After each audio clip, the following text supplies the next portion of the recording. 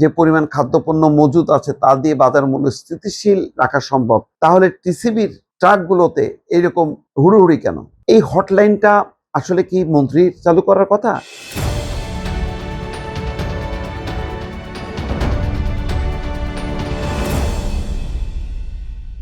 মন্ত্রীরা প্রতিদিন কথা বলছেন, ভালো।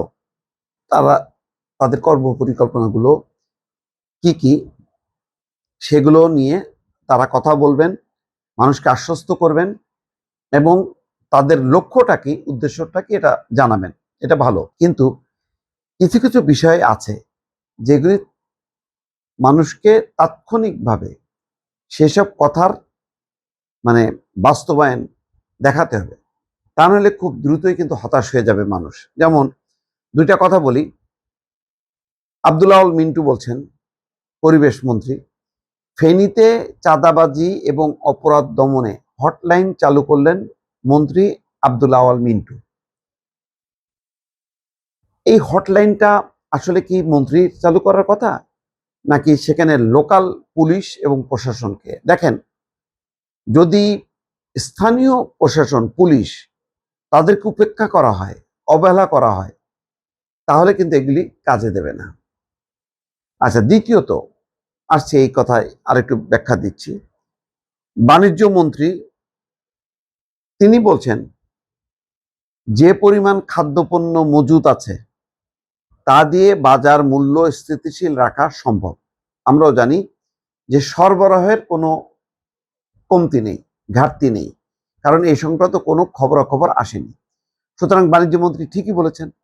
কিন্তু এখন প্রশ্ন হলো যে এই যে তিনি বলছেন যে যে পরিমাণ খাদ্যপণ্য মজুদ আছে তা দিয়ে বাজার মূল্য স্থিতিশীল রাখা সম্ভব, তাহলে টিসিবির ট্রাকগুলোতে এইরকম হুড়োহুড়ি কেন?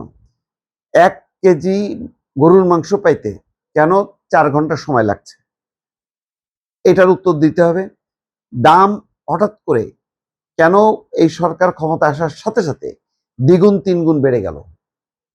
এটার উত্তর দিতে হবে এবং এটা বাস্তবায়ন করার মধ্য দিয়ে জানাইতে হবে যে না, আমরা যখন ক্ষমতা অন্তর্বর্তী সরকারের চলে যাওয়া, বিদায় নেওয়া এবং বিএনপি সরকারের ক্ষমতায় আসা, এই ট্রানজিশনাল পিরিয়ডে সিন্ডিকেট যারা করে তারা এই ঘটনাটা ঘটিয়েছে, আমরা আবার আগের অবস্থানে নিয়ে আসবো। এইটা যদি না হয় তাহলে কিন্তু আপনি যত কথাই বলেন না কেন সব বৃথা যাবে। খন্দকার আব্দুল মুক্তাদির, তার একটা স্বচ্ছ ইমেজ আছে। তিনি সিলেটে গেছেন, তারপর তিনি বলছেন নিত্য প্রয়োজনীয় খাদ্যপণ্যের বাজার স্থিতিশীল রাখা মন্ত্রণালয়ের অন্যতম প্রধান কাজ। বিএনপির নেতৃত্বাধীন সরকার দায়িত্ব নেওয়ার পর দিন থেকে রমজান মাস শুরু হয়েছে। প্রস্তুতির জন্য খুব বেশি সময় না থাকলেও দেশে যে পরিমাণ খাদ্যপণ্যের সরবরাহ মজুদ আছে তা দিয়ে বাজার মূল্য স্থিতিশীল রাখা সম্ভব, শঙ্কার কোনো কারণ নেই।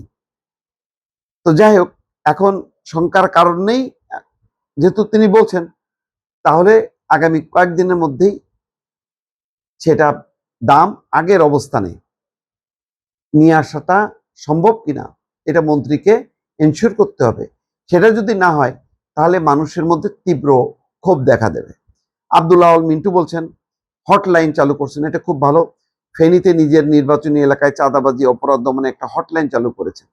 এই হটলাইন উনি চালু করছেন বিচ্ছিন্নভাবে কেন? যদি হটলাইন চালুই করতে হয় তাহলে সরকারের একটা নীতিতে সমস্ত এমপিরা, মন্ত্রীরা যার যার নির্বাচনী এলাকা হটলাইন চালু করুক।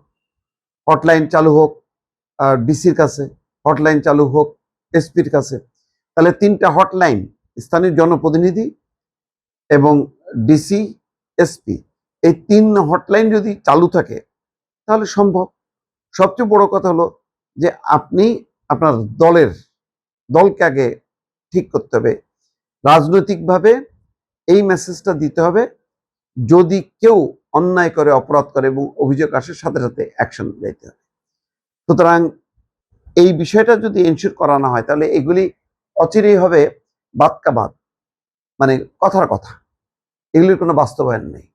সুতরাং বিষয়গুলো ভালো, কথাগুলো ভালো, তার বাস্তবায়ন মানুষ কিন্তু খুব বেশি দিন সময় কিন্তু দেবে না, 2, 4, 5 দিন, 7 দিন পর থেকেই মানুষ কিন্তু দেখতে চাইবে যে সত্যি হটলাইন চালু হয়েছে সারা বাংলাদেশে, এবং অভিযোগ আসছে, সেই অভিযোগ অনুযায়ী অ্যাকশন হচ্ছে। মানুষ এখন বাস্তবায়ন ছাড়া আর কথার জাদুতে তারা কিন্তু মোহবিষ্ট থাকবে না।